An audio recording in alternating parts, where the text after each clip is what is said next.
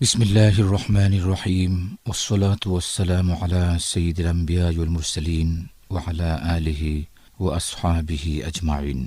আজকে আমাদের আলোচনার বিষয় হলো মহানবী সাল্লাল্লাহু আলাইহি ওয়াসাল্লামের চরিত্র মাধুর্য। সর্বকালের সর্বশ্রেষ্ঠ মহামানব হযরতে রাসূল করিম সাল্লাল্লাহু আলাইহি ওয়াসাল্লাম, যিনি 570 খ্রিস্টাব্দের 12ই রবিউল আউয়াল সোমবার সুবহে সাদিকের সময় পৃথিবীতে আগমন করেছিলেন। তিনি আইয়ামে জাহিলিয়াতের সকল অন্ধকার বিদূরিত করে গোটা বিশ্বকে আলোকিত করে পৃথিবীতে আগমন করেন। তার চরিত্র মাধুর্যের গুণে মুগ্ধ হয়ে তার শত্রুরাও তাকে আল আমিন বলে খেতাব দিয়েছিল। তিনি ছিলেন অত্যন্ত বিশ্বস্ত, অত্যন্ত বিশ্বাসী। হিজরত করার পরে মদিনায় তিনি যে মদিনার সনদের মাধ্যমে যে শান্তির সমাজ বিনির্মাণ করেছিলেন, তার চরিত্র মাধুর্যে মুগ্ধ হয়ে সংখ্যাগরিষ্ঠ দুটি সম্প্রদায় তার উপর আস্থা রেখে তাকে মদিনা রাষ্ট্রের প্রধান হিসেবে তারা মেনে নিয়েছিলেন। মদিনা রাষ্ট্রের প্রধান বিচারপতি হিসাবে তাকে তারা মেনে নিয়েছিলেন এবং বিভিন্ন ধর্ম মতের পথের লোকদেরকে নিয়ে একসঙ্গে শান্তিপূর্ণ সহাবস্থানের যে অনুপম আদর্শ, অনুপম দৃষ্টান্ত তিনি রেখে গেছেন, বিশ্বের তাবৎ ইতিহাসে এই ঘটনা বেনজির হয়ে আছে। এবং ইসলামী পারে সকল ধর্মের মতের মানুষকে নিয়ে একসঙ্গে বসবাস করতে এই দৃষ্টান্ত তিনি স্থাপন করে গেছেন 1400 বছর আগেই। প্রত্যেকেই যার যার ধর্মের প্রতি শ্রদ্ধাশীল থেকে, নিজের ধর্মের প্রতি অনুগত থেকে এবং এক আল্লাহর ওয়াহদানিয়াতের প্রতি, এক রাসূলের রিসালাতের প্রতি অনুগত থেকে কিভাবে ইসলামের মহিমাকে অন্য ধর্মী মানুষদের কাছেও সুন্দর করে তুলে ধরা যায়, রাসূল করিম সাল্লাল্লাহু আলাইহি ওয়াসাল্লামের জীবনের পরতে পরতে তার উদাহরণ এবং দৃষ্টান্ত তিনি রেখে গেছেন। অতএব মহানবী সাল্লাল্লাহু আলাইহি ওয়াসাল্লামের চরিত্র মাধুর্যের বিষয়টি অত্যন্ত গুরুত্বপূর্ণ। আল্লাহ রাব্বুল আলামিন কোরআনে কারিমে বলেছেন, ইন্নাকা লাআলা খুলুকিন আযীম। হে রাসূল, নিশ্চয়ই আপনি মহান চরিত্রের উপরে অধিষ্ঠিত আছেন। এই জন্য তাকে শান্তির দূত বলা হয় এবং তাকে বিশ্বের শ্রেষ্ঠ মানবতাবাদী বলা হয়, বিশ্বের সবচেয়ে সফল রাজনীতিবিদ বলা হয়। এই শতদা বিভক্ত মানব জাতিকে একটা ঐক্যবদ্ধ নেতৃত্বের অধীনে আনার জন্য সবচেয়ে উপযুক্ত ব্যক্তি বলে রাসূল করিম সাল্লাল্লাহু আলাইহি ওয়াসাল্লামকে বিশ্বের বিভিন্ন ধর্মমতের মনীষীরা ব্যক্ত করেছেন। আমার সঙ্গে রয়েছেন মাওলানা মোহাম্মদ কামরুল ইসলাম। আমি এখন তাকে অনুরোধ করছি মহানবী সাল্লাল্লাহু আলাইহি ওয়াসাল্লামের চরিত্র মাধুর্য নিয়ে তিনি আলোচনা পেশ করবেন। ধন্যবাদ আপনাকে, ধন্যবাদ সম্মানিত সকল শ্রোতাদেরকে। বিসমিল্লাহির রহমানির রহিম। মানবজাতির শ্রেষ্ঠ মানব বিশ্বনবী সৈয়দুল মুরসালিন রাহমাতুল্লিল আলামিন খাতামুন নবিয়্যিন সাইয়্যিদুনা নবিয়্যিনা মুহাম্মদুর রাসূলুল্লাহ সাল্লাল্লাহু আলাইহি ওয়াসাল্লাম এমন একজন জগৎশ্রেষ্ঠ ব্যক্তিত্ব ছিলেন, যাকে সৃষ্টি করা না হলে আসমান জমিন কোনো কিছুই সৃষ্টি করা হতো না। তার সম্পর্কে হাদিসে কুদসিতে আল্লাহ রাব্বুল আলামিন বলেছেন, লাউলা কালামা খালাকতুল আফলাক। হে নবী, আমি আপনাকে সৃষ্টি না করলে কোনো কিছুই সৃষ্টি করতাম না। রাসূলুল্লাহ সাল্লাল্লাহু আলাইহি ওয়াসাল্লাম বলেছেন, আউয়ালু মা খালাকাল্লাহু নূরি। আল্লাহ সুবহানাহু ওয়া তাআলা সর্বপ্রথম আমার নূর সৃষ্টি করেছেন। সকল সৃষ্টির মূলে যেমন মহানবী সাল্লাল্লাহু আলাইহি ওয়াসাল্লাম, তেমনি সকল উন্নত চরিত্র ও মাধুর্যের বাস্তব উদাহরণ একমাত্র তার মধ্যেই বিদ্যমান। তিনি বলেছেন, আল বিররু হুসনুল খুলক। উত্তম চরিত্রই পূর্ণ। মুসলিম শরীফের হাদিস। আল্লাহ সুবহানাহু ওয়া তাআলা তার উন্নত উত্তম চরিত্রের সার্টিফিকেট প্রদান করে বিশ্ববাসীর দৃষ্টি আকর্ষণ করে আল কোরআনের সূরা আল কালামের 4 নং আয়াতে ঘোষণা করেছেন, ইন্নাকা লাআলা খুলুকিন আযীম। নিশ্চয়ই আপনাকে আমি অতি মহান চরিত্র দিয়ে সৃষ্টি করেছি। মানবজাতির জন্য তার এই মহান চরিত্র হলো মডেল তথা আদর্শ স্বরূপ। এ প্রসঙ্গে আল্লাহ সুবহানাহু ওয়া তাআলা পবিত্র কোরআনুল কারীমের সূরা আহজাবের 21 নং আয়াতে ঘোষণা করেছেন, লাকাদ কানা লাকুম ফি রাসূলিল্লাহি উসওয়াতুন হাসানাহ। বিশ্বের সমস্ত মানবজাতিকে লক্ষ্য করে আল্লাহ সুবহানাহু ওয়া তাআলা বলেন, মুহাম্মদ সাল্লাল্লাহু আলাইহি ওয়াসাল্লামের চরিত্রের মধ্যে তোমাদের জন্য রয়েছে উত্তম আদর্শ। রাসূলুল্লাহ সাল্লাল্লাহু আলাইহি ওয়াসাল্লামের চরিত্র সম্পর্কে উম্মুল মুমিনিন হযরত মা আয়েশা রাদিয়াল্লাহু তাআলা আনহা বলেছেন, কানা খুলুকুহুল কুরআন। রাসূলুল্লাহ সাল্লাল্লাহু আলাইহি ওয়াসাল্লামের চরিত্র ছিল সমস্ত কুরআন। রাসূলুল্লাহ সাল্লাল্লাহু আলাইহি ওয়াসাল্লামের চারিত্রিক গুণাবলী শিশুকাল থেকে প্রকাশিত হতে থাকে।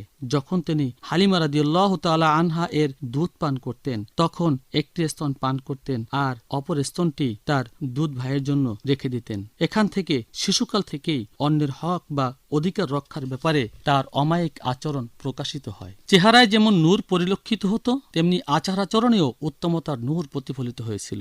আল্লাহ সুবহানাহু ওয়া তাআলা তাকে অতি উত্তম আকৃতি ও সৌন্দর্য দিয়ে তৈরি করেছিলেন। তাই তার দিকে একবার তাকালে অন্যদিকে তাকাতে কারো মন চাইত না। তার সুন্দর চরিত্র ও নির্মল নিষ্কলুষ চেহারা তৎকালীন জাহেলিয়াতের অন্ধকারে ডুবে থাকা আরববাসীকে এমনভাবে আকর্ষণ করেছিল যে যারা তার বিরোধিতা করত তারাও গোপনে গোপনে মহানবী সাল্লাল্লাহু আলাইহি ওয়াসাল্লামের চরিত্রের প্রশংসা করত, তাকে বিশ্বাস করত, তার আমানতদারিতায় মুগ্ধ হয়ে তাদের নেতাদের বাদ দিয়ে মহানবী সাল্লাল্লাহু আলাইহি ওয়াসাল্লামের কাছে আমানত রাখত।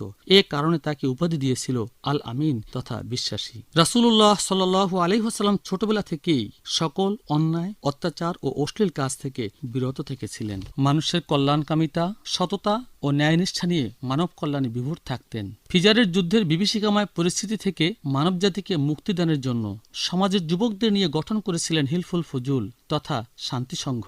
তায়েববাসীর নির্যাতনের জবাবে তিনি তাদের ধ্বংসের জন্য দোয়া করেননি, বরং হেদায়েতের দোয়া করলেন। এমন মহামানব ও ক্ষমার উজ্জ্বল নজির পৃথিবীর ইতিহাসে নেই। বিশ্বনবী মুহাম্মদ রাসূলুল্লাহ সাল্লাল্লাহু আলাইহি ওয়াসাল্লামের আদর্শ যে দুনিয়ার সব মানুষের জন্য এবং আপামর জনসাধারণের জন্য কল্যাণকর ও উপকারী, তা জাতি, ধর্ম, বর্ণ নির্বিশেষে সকলে স্বীকার করেছে। শুধু মুসলমান ও ঈমানদারদের জন্য তার আদর্শ সীমাবদ্ধ নয়, তা তার হাদিস থেকে সুস্পষ্ট রূপে প্রমাণিত। বাইহাকী শরীফের হাদিসে এসেছে, রাসূলুল্লাহ সাল্লাল্লাহু আলাইহি ওয়াসাল্লাম ইরশাদ করেছেন, ওই ব্যক্তি ঈমানদার নয় যে ব্যক্তি পেট ভরে খায় আর তার প্রতিবেশী অভুক্ত থাকে। একজন প্রতিবেশী যে কোনো ধর্মের, যে কোনো মতবাদের হতে পারে। একজন মুমিন ব্যক্তিকে খেয়াল রাখতে হবে যে তার প্রতিবেশীর ঘরে খাবারের ব্যবস্থা আছে কিনা। যদি না থাকে তাহলে তার জন্য খাবারের ব্যবস্থা করা নৈতিক দায়িত্ব ও কর্তব্য। রাসূলুল্লাহ সাল্লাল্লাহু আলাইহি ওয়াসাল্লাম সবসময় জালিম ও জুলুমের বিরুদ্ধে ছিলেন, জাতি, ধর্ম, বর্ণ নির্বিশেষে। তার কারণ তিনি ছিলেন রাহমাতুল লিল আলামিন। আল্লাহ সুবহানাহু ওয়া তাআলা সূরা আম্বিয়ার 25 নং আয়াতে ঘোষণা করেছেন, ওমা আরসালনাকা ইল্লা রাহমাতাল লিল আলামিন, হে নবী, আমি আপনাকে বিশ্ববাসীর জন্য দয়া, করুণা ও রহমতের কাণ্ডারী রূপে প্রেরণ করেছি। তাই আমরা তার আদর্শের মধ্যে অমুসলিমদেরও অধিকার নিশ্চিত করার নমুনা দেখতে পাই। আবু দাউদ শরীফের বর্ণনা এসেছে, রাসূলুল্লাহ সাল্লাল্লাহু আলাইহি ওয়াসাল্লাম বলেছেন, যে মুমিন ব্যক্তি কোনো অমুসলিমের উপর জুলুম, নির্যাতন করবে অথবা তার কোনো অধিকার নষ্ট করবে, তার উপর তার শক্তির অতিরিক্ত কোনো বোঝা চাপিয়ে দেবে অথবা তার কোনো জিনিস জোরপূর্বক নিয়ে নিবে, কিয়ামতের দিন আল্লাহর আদালতে মুসলিমের বিরুদ্ধে উত্থাপিত মামলায় অমুসলিমের পক্ষে আমি উকিল হিসাবে দাঁড়াবো। আমরা একটু ভেবে দেখি, দল, মত ও জাতীয়তার ঊর্ধ্বে উঠে মানবাধিকার রক্ষার এমন স্বীকৃতি আজ পর্যন্ত কোনো ব্যক্তি, সমাজ, রাষ্ট্র দিতে পারেনি। রাসূলুল্লাহ সাল্লাল্লাহু আলাইহি ওয়াসাল্লামের উত্তম চরিত্রের সম্পর্কে তিরমিজি শরীফের হাদিস এসেছে, কিয়ামতের দিন মিজানের পাল্লায় সুন্দর চরিত্র ছাড়া ভারী আর কিছুই হবে না। রাসূলুল্লাহ সাল্লাল্লাহু আলাইহি ওয়াসাল্লামের প্রতিটি কাজ ও বাণী এমন তাৎপর্যপূর্ণ যা মানব মাত্রই স্বীকার করতে বাধ্য। রাসূলুল্লাহ সাল্লাল্লাহু আলাইহি ওয়াসাল্লাম সমগ্র মুসলিম জাহানের মুসলমানদের সমান মর্যাদা ও অধিকার প্রদান করে সকলকে একই সূত্রে গেথে ঐক্যের ভিত মজবুত করেছেন। মুসলিম শরীফের বর্ণনায় হযরত নোমান রাদিয়াল্লাহু তাআলা আনহু থেকে বর্ণিত আছে, তিনি বলেছেন, রাসূলুল্লাহ সাল্লাল্লাহু আলাইহি ওয়াসাল্লাম বলেন, আল মুমিনুনা কারাজুলি ওয়াহিদিন ইনিস্তাকা আইনুহু ইস্তাকা কুল্লুহু ওয়া ইনিস্তাকা রাসুহু ইস্তাকা কুল্লুহু। সকল মুমিনগণ একটি ব্যক্তির দেহের মতো, যখন তার চোখে যন্ত্রণা হয় তখন তার গোটা শরীর তা অনুভব করে, যদি তার মাথা ব্যথা হয় তাতে তার গোটা শরীর বিচলিত হয়ে পড়ে। ব্যক্তিগত ও পারিবারিক জীবনযাপনে তিনি ছিলেন উত্তম বাবা, স্বামী, নানা, শ্রেণীভেদে সকলের প্রাণের প্রিয় মানুষ ও উজ্জ্বল আদর্শ।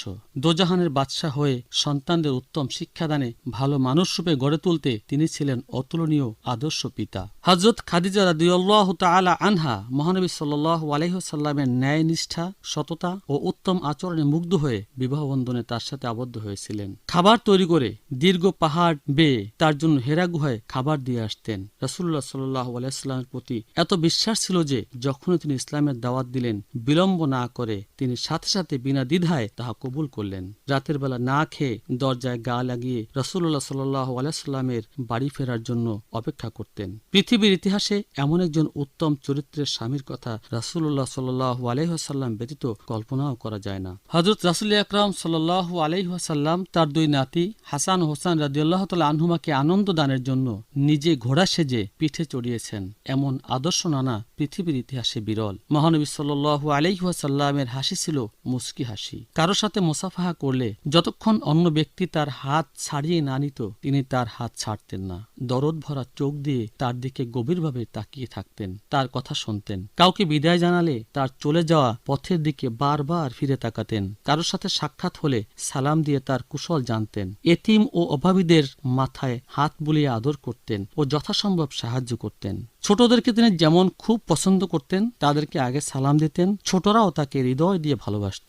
বিশেষ করে রাসূলুল্লাহ সাল্লাল্লাহু আলাইহি ওয়াসাল্লামের খাদেম হযরত আনাস রাদিয়াল্লাহু তাআলা আনহু যখন ছোট ছিলেন, তার মা বাবা তাকে নিতে এলে মহানবী সাল্লাল্লাহু আলাইহি ওয়াসাল্লাম তাকে মা বাবার সাথে যাবার অনুমতি দিলে তিনি রাসূলুল্লাহ সাল্লাল্লাহু আলাইহি ওয়াসাল্লামকে ছেড়ে যেতে চাননি। এত ভালোবাসতেন আমাদের প্রিয় নবী রাসূল আকরাম সাল্লাল্লাহু আলাইহি ওয়াসাল্লামকে। হযরত আনাস রাদিয়াল্লাহু তাআলা আনহু বলেন, আমি একাধারে 10 বছর মহানবী সাল্লাল্লাহু আলাইহি ওয়াসাল্লামের খেদমত করেছি। এই দীর্ঘ সময়ে তিনি কখনো আমাকে বলেন নাই, তুমি এটা কেন করলে অথবা এটা কেন করো নাই। রাসূলুল্লাহ সাল্লাল্লাহু আলাইহি ওয়াসাল্লাম তার প্রতিবেশী ও সাথীদের সাথে উত্তম আচরণ করতেন এবং এ ব্যাপারে তিনি বলেছেন, খয়রুল আসহাব ইনদাল্লাহি খয়রুহুম লিসাহিবিহি ওয়া খয়রুল জিরানি ইনদাল্লাহি খয়রুহুম লিজারিহি। আল্লাহর নিকট উত্তম সাথী ওই ব্যক্তি যে তার সাথীর কাছে উত্তম, আর আল্লাহর কাছে উত্তম প্রতিবেশী ওই ব্যক্তি যে তার প্রতিবেশীর কাছে উত্তম। রাসূলুল্লাহ সাল্লাল্লাহু আলাইহি ওয়াসাল্লাম অনাড়ম্বর জীবনযাপন করতেন, নির্লোভ ছিলেন। একাধারে 3 দিন অনাহারী থেকেছেন। সমস্ত দিন বাইতুল মাল বন্টন করে ঘরে এসে দেখলেন সামান্য পানি ছাড়া আর কোনো খাবার নাই, তবু কোনো আফসোস তার ছিল না। মহানবী সাল্লাল্লাহু আলাইহি ওয়াসাল্লাম ইরশাদ করেছেন, আমি মানব জাতির শিক্ষক রূপে প্রেরিত হয়েছি। অন্য হাদিসে তিনি বলেছেন, বুইসতুলি উতাম্মিমা মাকারিমাল আখলাক, আমাকে প্রেরণ করা হয়েছে উত্তম চরিত্রকে পূর্ণতা দানের জন্য। বাইহাকি শরীফের হাদিস।